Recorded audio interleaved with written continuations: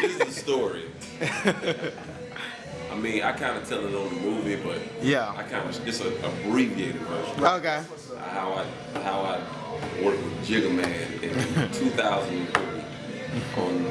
So it was supposed to be his last album, the Black Album, Right. which was clearly not his last album, but it's probably one of his most monumental albums. At the time, I was, I think I was selling beats for like $300 at that time. I graduated from $50 to like $300, and so I just sold a beat to Master Ace for like $2,000. I can say that now, and that was the summer of 2003, and that record was called Good Old Love. That's the one I gave Master. It was on the Long Hot album, Long Hot Summer, and that was June of 2003. So I saw an advertisement for the Black Album. It had 12 songs, 12 producers. It was on the internet, and it had the list of producers: Timbaland, Swizz, Ski, Primo. Like he wanted to work with all the producers he worked with before, plus the new ones, Quick, whatever. And I was looking at it like, damn, that's crazy. So we had just released The Listening in February of 2003. Around that time, I met a dude named T. Smith. T. Smith was this dude. He's a videographer from Brooklyn, New York. He came down to work with a brother from South Carolina by the name of Spectac, right? So he came down to work with Spectac to shoot some stuff for him. And I tell people all the time, man, when you meet people and they good people, first don't disrespect them right off. Like you meet people, you respect that person, because you never know who they know or who whatever. Don't, just because you don't know that person does not mean you need to find out who that person is, because that person is in your face for a reason.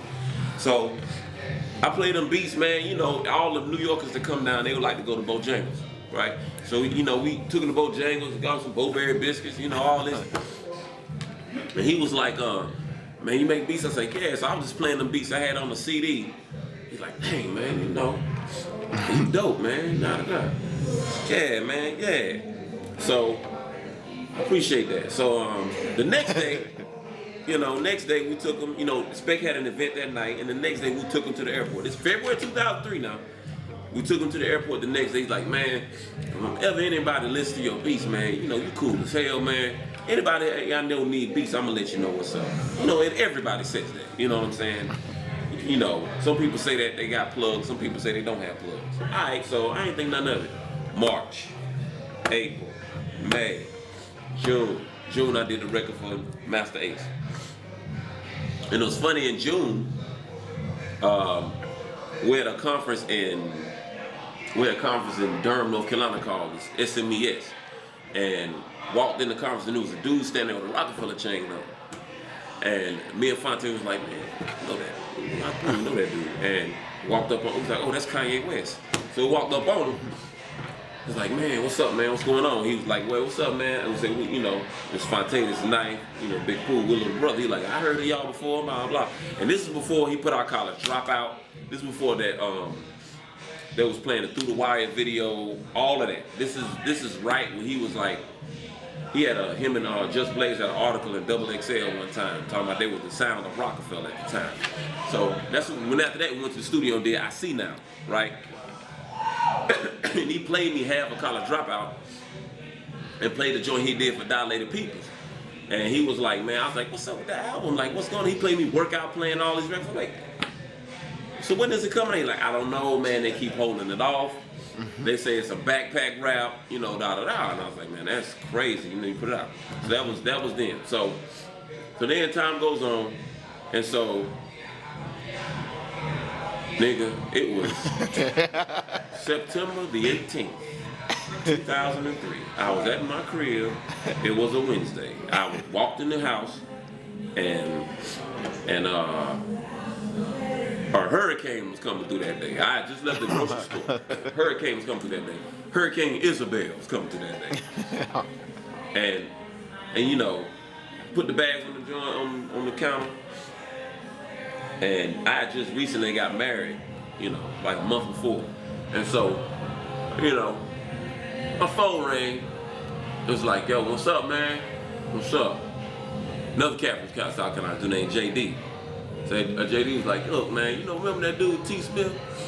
Like, yeah, he need to holler at you. Somebody want to hear some beats from you. I said, who was that? He said, Jay-Z. I said, man, like, hell yeah. So what's your name?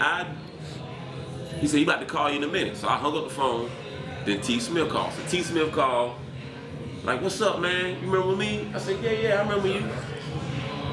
What's going on with you? He said, yeah, man, you remember I told you, anybody who's in New York listening to beats, man, look for beats. I tell you, man, Jay-Z looking for beats.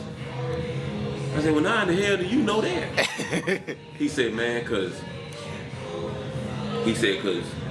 I was chosen out of 1,000 videographers to do film on Fade to Black. Shoot, video Fade to Black. Now, if you want to talk about the chances in life, like that slim chance, he was chosen out of 1,000, right? I said, word. He said, yeah. I said, well, how'd my name come up? He was like, well, I'm in the studio, and Young Guru, the engineer, asked me, have I ever heard a Little Brother?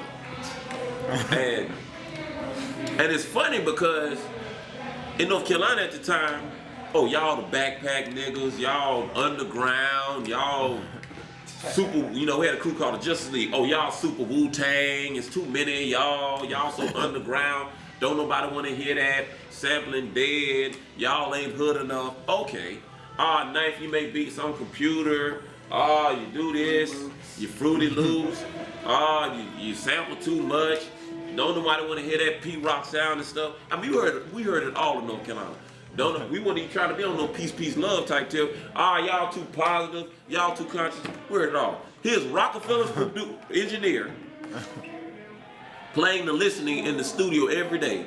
He was playing it, Justice playing it, and Kanye was playing it, right? So that just goes to show you kids at home, don't let no nigga tell you that you can't make the music you want to wait and the biggest niggas won't hear it. Real recognize real. You understand? Like real recognize real. So anyway, so he's like, yeah, man, I'm a fan, man. He said he a fan. I said, he what? He said, yeah, man. He want to talk to you. Okay, so you put Young Guru on the phone. So Young Guru gets on the phone and start talking about all the stuff, all the music that he knew of mine. He recited lyrics. I went to Fat Beats and bought it. My man turned me on to it. 2 songs, speed or whatever you say. I went to Fat Beats and bought the record. The listening, oh, bro, you got it, you hot, blah, blah. I said, well, damn, dog, what I need to do? He said, get to New York by Saturday. It's Wednesday. Okay. I said, you sure? He said, yeah, get to New York by Saturday.